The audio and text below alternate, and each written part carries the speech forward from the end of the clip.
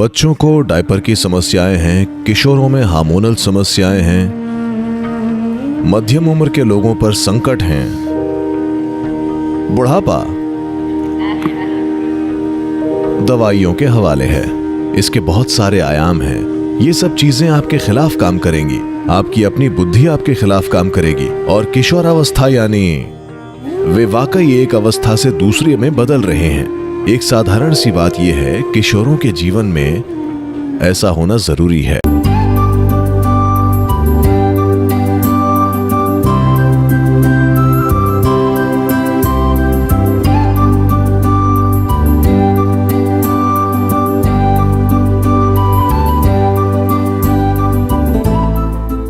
नमस्कारम सद्गुरु, क्या आप इस पर कुछ प्रकाश डाल सकते हैं कि दुनिया भर में इतने सारे युवा एंजाइटी डिसऑर्डर से पीड़ित क्यों हैं?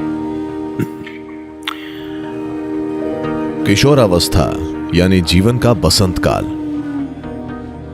अगर आपको बसंत काल में परेशानी हो रही है तो मैं कल्पना कर सकता हूं कि आप सर्दियों को कैसे संभालेंगे।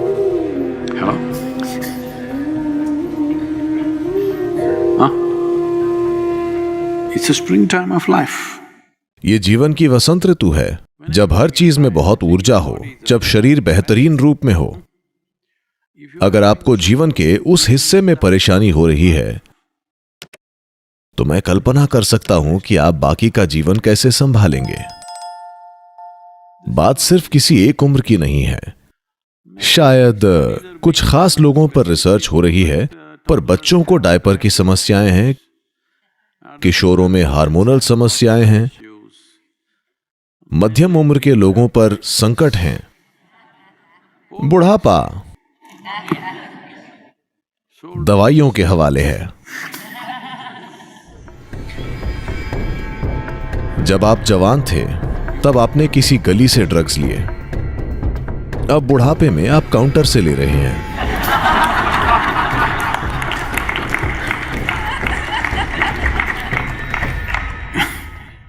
ज्यादा कुछ नहीं बदला है, बस बात कानूनी हो गई है। सब कुछ कानूनी हो रहा है। हेलो। बहुत सी चीजें जो कानूनी नहीं थीं अब कानूनी हो रही हैं, है ना? तो ये किसी की परेशानी का मजाक बनाने की बात नहीं है, पर आपको यह समझना होगा कि हो क्या रहा है। इसके बहुत सारे आयाम हैं। मुझे नहीं लगता कि मैं कुछ मिनटों में उन सभी की बात कर पाऊंगा, पर आपको बस एक नजरिया देता हूं। देखिए, बाहरी दुनिया से आप 5 स्रोतों से ग्रहण करते हैं। 5 द्वार हैं। आपकी आंखें, आपकी सुनने की शक्ति, आपकी सूंघने, चखने और स्पर्श की शक्ति। जीवन का सबसे सरल पहलू यह है, मूल रूप से आपकी आंखें 12 घंटे उजाला, 12 घंटे अंधेरे के लिए बनाई गई हैं। स्टारलाइट या चांदनी ठीक है। अब जीवन में जितने पल भी आप जगे हैं, रोशनी आ रही है, अंधेरा बिल्कुल नहीं है। और आवाजें, जरा कल्पना कीजिए कि आप यहीं रहते हैं, यहां आज भी ऐसा ही है। अगर आप आश्रम में रहते हैं तो सब कुछ शांत होता है। अगर आप यहां रहते तो बस कभी कभी कोई आवाज होती है, वरना आमतौर पर शांत, कुछ कीड़े शोर करते रहते हैं, ये वो, बस और कुछ नहीं। अभी 24 घंटे कुछ चल रहा है। गाड़ियां चल रही हैं। अमेरिका में हर जगह हमेशा कोई मशीन गूंजती रहती है। ये ऐसा है, अगर मैं यहां 6 या 8 हफ्ते की यात्रा करता हूं तो ऐसा लगने लगता है It becomes like boom, something is going on in any. जैसे कुछ चल रहा है। किसी भी इमारत में बैठिए, कुछ न कुछ चल रहा होगा। भारत में आश्रम वापस जाने पर अगर मैं बैठ जाऊं तो बस स्थिरता होती है, बिल्कुल स्थिरता। आपके सिस्टम पर उसका जबरदस्त असर होता है। पर यह भनभनाहट जो चल रही है, देखो यहां भी चल रही है। मैं अभी भी अपनी बात पर टिका हूं, पर मुझे पता नहीं, शायद मुझे बताए बिना वहां पहले ही लगा चुके होंगे एसी। मैंने कहा था आश्रम में, कॉटेज में एयर कंडीशनर नहीं होंगे। मैं ऐसा इसीलिए कह रहा हूं कि आप एक योग केंद्र में आते हैं, क्योंकि आप Bring your system to a certain level of अपने सिस्टम में एक तरह की स्थिरता और संतुलन लाना चाहते हैं, क्योंकि संतुलन के बिना आपके पास चाहे जितनी भी प्रतिभा हो, बुद्धि हो, क्षमताएं हो, संतुलन के बिना आप कुछ नहीं हैं। ये सब चीजें आपके खिलाफ काम करेंगी, आपकी अपनी बुद्धि आपके खिलाफ हो जाएगी। तो हर समय ध्वनि और गूंज मौजूद है, जैसे कि ये काफी नहीं है। लोग हेडफोन पहने हुए हैं और हर समय dang, dang, dang, dang. They call it music, but वो इसे संगीत कहते हैं, पर संगीतकार संगीत बजाने की जहमत नहीं उठाते। आपके कानों में बस मशीनें हल्ला करती रहती हैं हर समय। ठीक है, शायद ये आपके आसपास के लोगों को सुनने से बेहतर हो। शायद आपको लगता है कि ये आपके आसपास के ऑटोमोबाइल शोर से बेहतर है, non-stop. पर ध्वनि का लगातार असर और रोशनी का नॉन स्टॉप असर और कई दूसरी चीजों का लगातार असर, ये सभी पर असर करता है। और किशोरावस्था यानी कि वो वाकई जल्दी से एक अवस्था से दूसरी अवस्था में बदल रहे हैं, ये वो समय है जब एक बहुत ही स्थिर माहौल होना चाहिए। ज्यादातर लोगों के पास इतना स्थिर माहौल नहीं होता। एक बात है, वो अलग अलग चीजें जिनके बारे में मैं बता चुका हूं। परिवार के हालात भी स्थिर नहीं होते, माता पिता भी चिल्लाते रहते हैं। हेलो, हाँ ऐसा है, क्योंकि हर फिल्म, हर टेलीविजन शो, घर में बस यही चीजें देखी जा रही हैं। अगर आप गुस्से में हैं तो आपको चिल्लाना होगा, आपको दरवाजा पीटना होगा, और कोई इंसान न मिले तो कम से कम किसी चीज को पंच करो और तोड़ दो। ये चीज आम होती जा रही है। सभी सोचने लगे हैं कि अपनी भावनाएं संभालने का यही तरीका है। हेलो, तो उदाहरण स्थापित हो रहे हैं। लोगों को लगने लगा है कि भावनाएं ऐसे ही संभाली जाती हैं। नहीं, अगर आपकी भावनाएं कंट्रोल से बाहर हो रही हैं तो चुपचाप रहें, आंखें बंद करके बस एक जगह बैठ जाएं।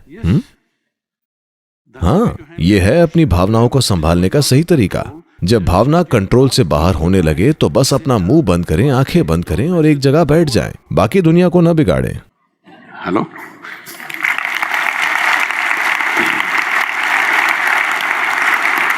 कम से कम इतनी जिम्मेदारी तो आपको लेनी चाहिए, जब आप कंट्रोल से बाहर हों तो दुनिया को मत बिगाड़िए।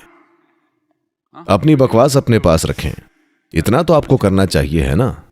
नहीं, हर जगह लोग ये करके दिखा रहे हैं कि अगर आप भावुक हैं तो आपको यहां वहां लातें मारनी है, कुछ न कुछ तोड़ना है, किसी व्यक्ति पर या कम से कम दीवार पर कुछ फेंक कर मारना है।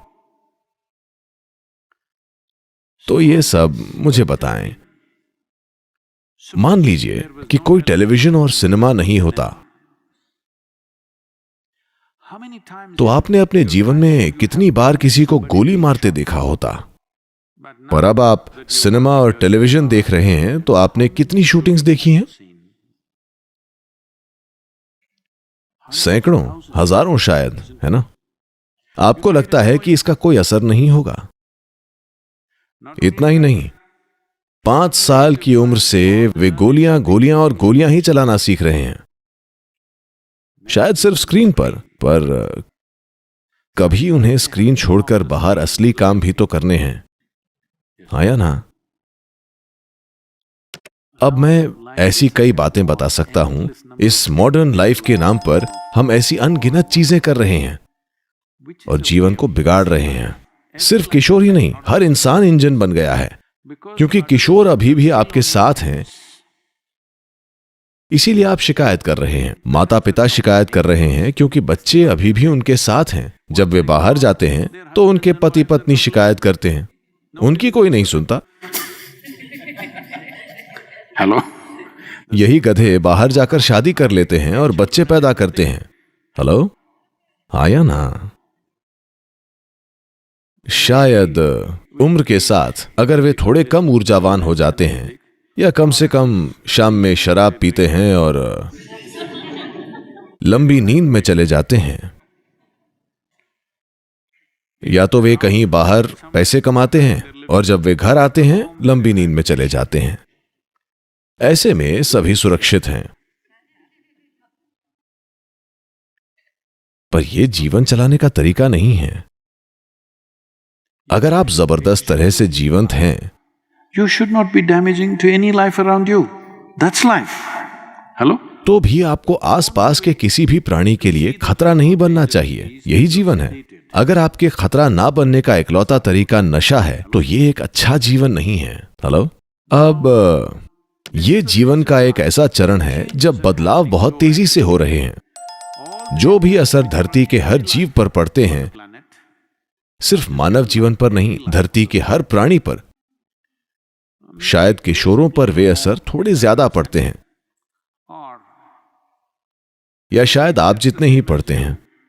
बात सिर्फ यही है कि आपको लगा वे आपके छोटे से प्यारे बच्चे हैं, पर अब वे जेनेटिक गुण दिखा रहे हैं।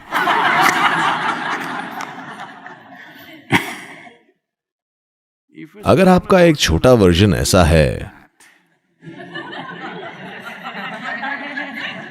तो आपको खुद पर ध्यान देना चाहिए। एक सरल सी बात यह है, If every human being knows simply how to sit still, just a few minutes a day, कि अगर हर इंसान दिन में सिर्फ कुछ मिनट स्थिर बैठना जानता हो, कोई महान आध्यात्मिक साधना नहीं, बस बैठे रहना, अगर ऐसा हो जाए तो दुनिया कई मायनों में बदल जाएगी। पर फिर भी हमें बाहर के असर को संभालना होगा। ये असर बहुत ज्यादा है। आप अपने घरों में ऐसा कर सकते हैं। जहां मैं रहता हूं, ज्यादातर समय मैं कभी लाइट नहीं जलाता। अगर मुझे कुछ पढ़ना या कुछ और करना हो तो आप देखेंगे कि आपकी आंखें एडजस्ट कर लेंगी और आप आसानी से काम कर लेंगे, सब ढंग से होगा। या अगर आपके लिए जरूरी हो तो एक दो दियों से थोड़ी सी रोशनी हो जाएगी, जिससे आप आसानी से चल फिर सकेंगे। हमेशा तेज रोशनी मौजूद होना आपके सिस्टम को परेशान करती है, क्योंकि इनपुट बहुत ज्यादा है। अपनी आंखों और कानों पर पड़ते असर को कम कीजिए। पहले अगर आपको रंग देखने होते थे तो सूर्यास्त का इंतजार करना पड़ता था, कहीं बैठकर बस इंतजार। फिर एक शानदार रंग आया, पर आप अपने फोन देख रहे थे तो वो चला गया। but today you turn on the television, पर आज आप टीवी चलाते हैं तो ब्रह्मांड का हर रंग आपकी ओर फेंका जा रहा है लगातार। इनका बहुत गहरा असर होता है। रोशनी, आवाज और रंग। अगर आप अपने और अपने बच्चे के जीवन में बाहरी असर को कम कर देते हैं, किसी न किसी तरह से, जो भी जरूरी है वो करें, आप देखेंगे कि बच्चे बहुत ज्यादा संतुलित तरीके से बड़े होंगे। ये एक सरल सी चीज है जो आप कर सकते हैं। किशोरों के जीवन में आपको लाना होगा थोड़ा सा हठ योग, जिससे ज्यादातर किशोर अपने जीवन के इस चरण को आसानी से पार कर लेंगे।